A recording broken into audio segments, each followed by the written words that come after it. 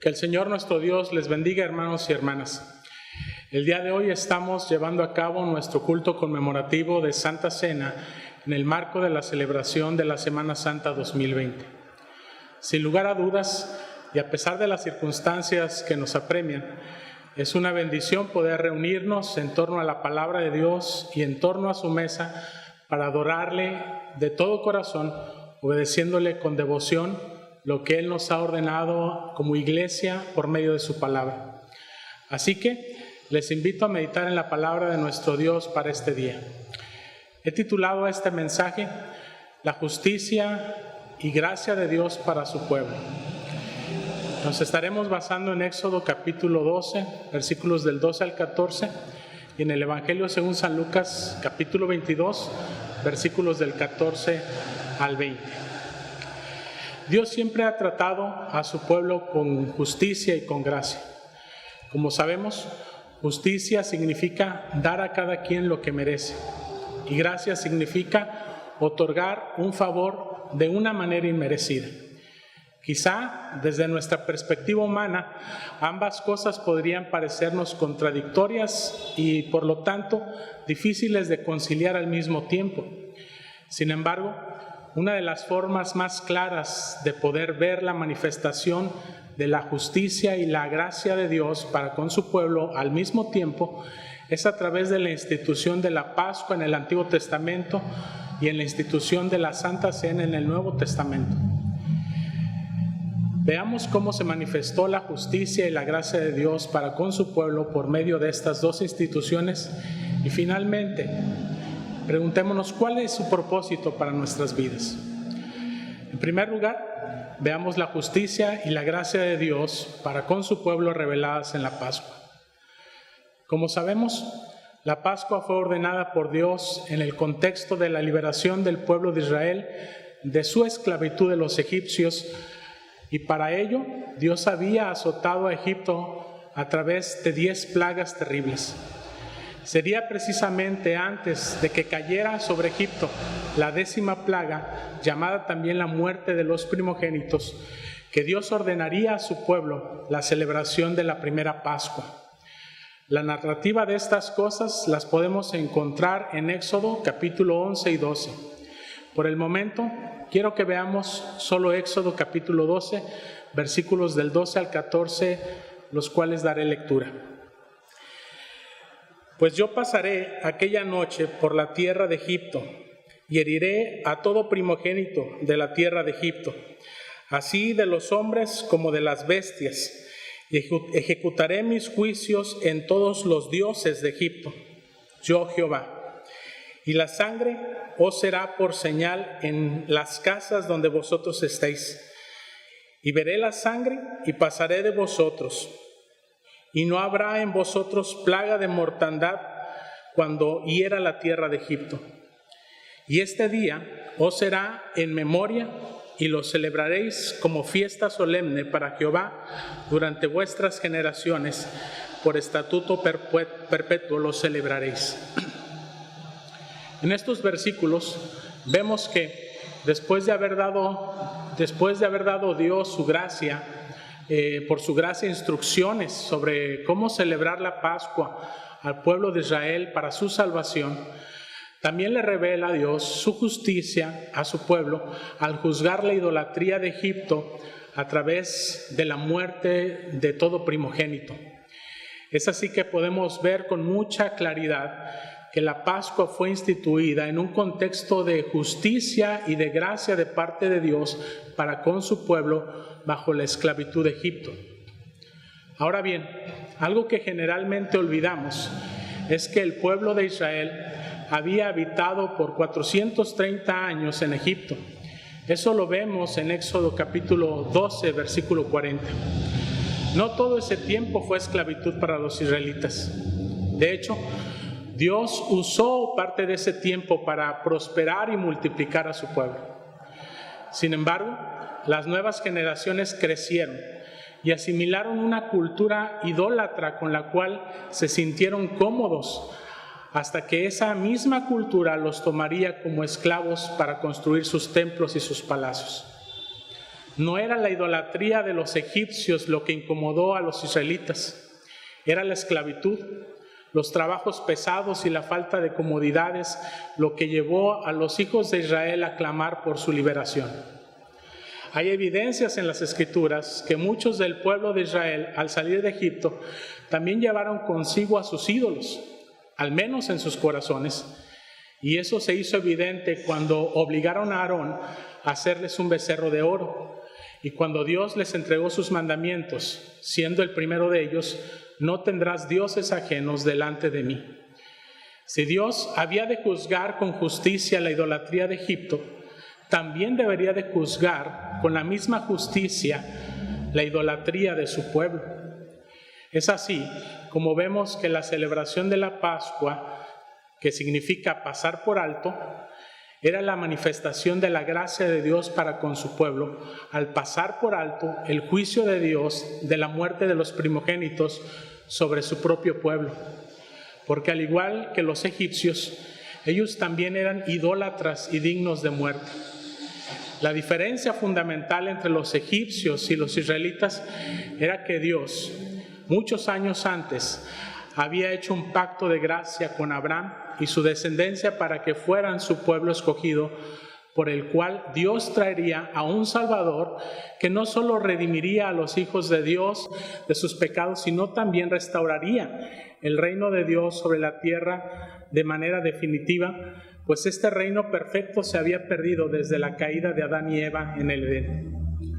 Así que lo que Dios estaba haciendo al pasar por alto los pecados de los israelitas y liberarlos de la esclavitud idolátrica de Egipto era dar cumplimiento a su pacto, no sin antes ejecutar justicia y juicio sobre los dioses de Egipto, incluyendo la idolatría de su pueblo.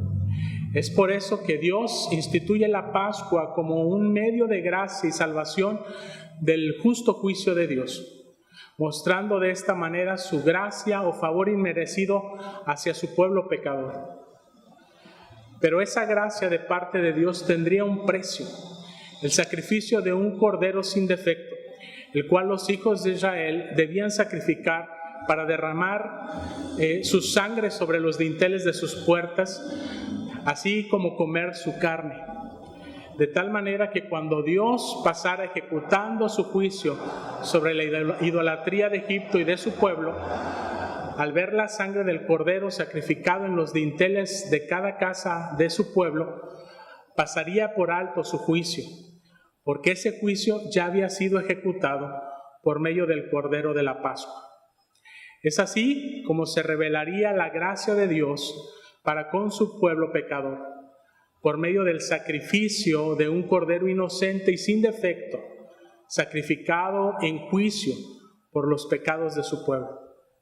Este acontecimiento era tan importante que Dios ordenó a su pueblo recordar este momento histórico durante todas sus generaciones, no solo por causa de lo que Dios había hecho en el pasado con ellos, sino para que este acontecimiento sirviera como un tipo, una prefiguración de lo que habría de venir, de lo que Dios haría en el futuro al traer su justicia y su gracia definitiva para con el mundo a través de Jesucristo, por quien liberaría al mundo de la esclavitud de sus pecados, de la esclavitud de su idolatría, y así restauraría su reino.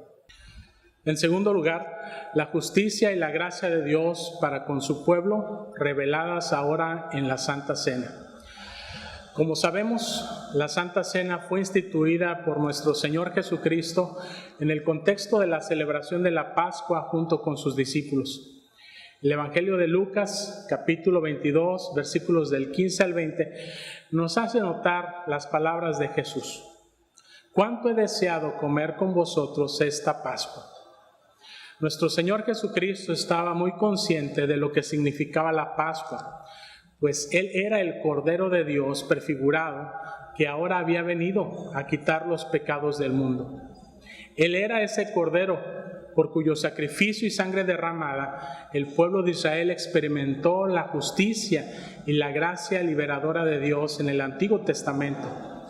Siendo Jesucristo el cumplimiento final de la Pascua, ya no queda más Pascua por celebrar, sino lo que nuestro Señor Jesucristo instituyó en su lugar, a lo cual le llamamos la Santa Cena, y cuyo propósito es aún más definitivo que el de la Pascua. Es decir, revelar la verdadera justicia y la verdadera gracia de Dios para con su pueblo a través no del sacrificio de un cordero, sino a través del sacrificio del mismo Hijo de Dios.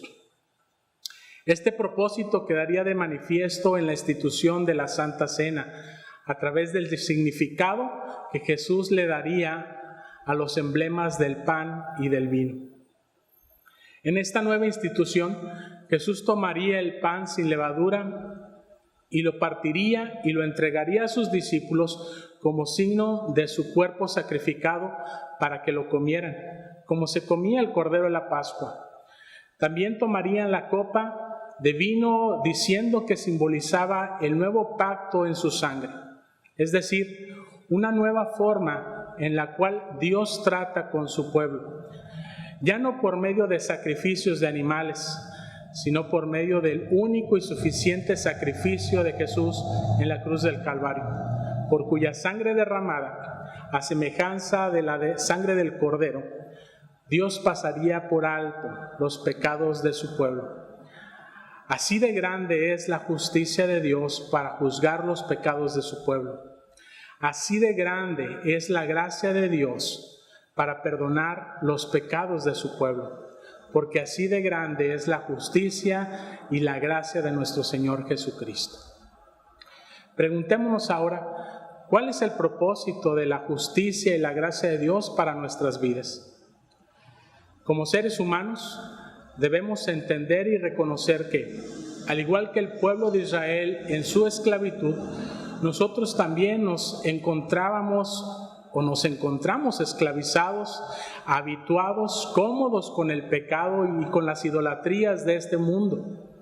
No obstante, hasta que empezamos a ver los estragos del pecado en nuestras vidas, hasta que somos sometidos por la tiranía del poder de Satanás y sufrimos las consecuencias, es que entonces comenzamos a clamar a Dios por liberación. Pero, ¿qué tipo de liberación?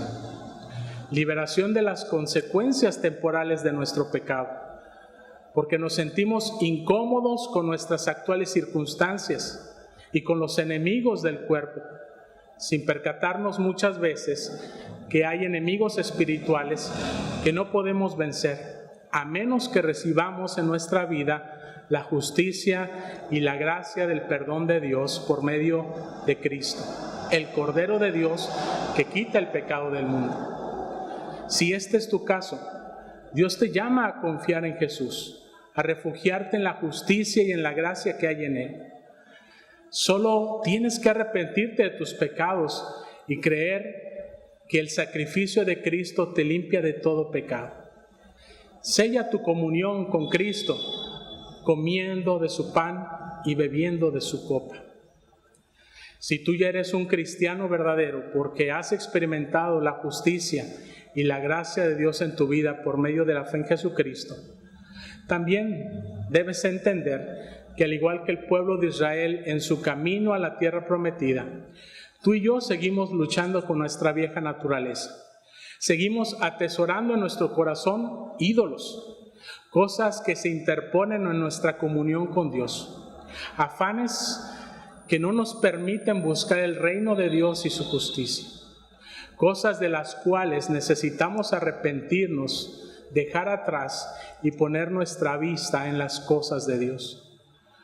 Para ello es necesario que la justicia y la gracia de Dios se renueven en nuestras vidas. Dios nos llama a renovar nuestra fe, nuestra esperanza y nuestro amor como cristianos. Dios nos llama a la santidad en el poder liberador de su palabra y de su Espíritu Santo por medio de la comunión de su cuerpo y de su sangre, ofrecidos en el sacramento de la Santa Cena para ti y para mí. No menosprecies su invitación. Que el Señor les bendiga y les guarde. Amén.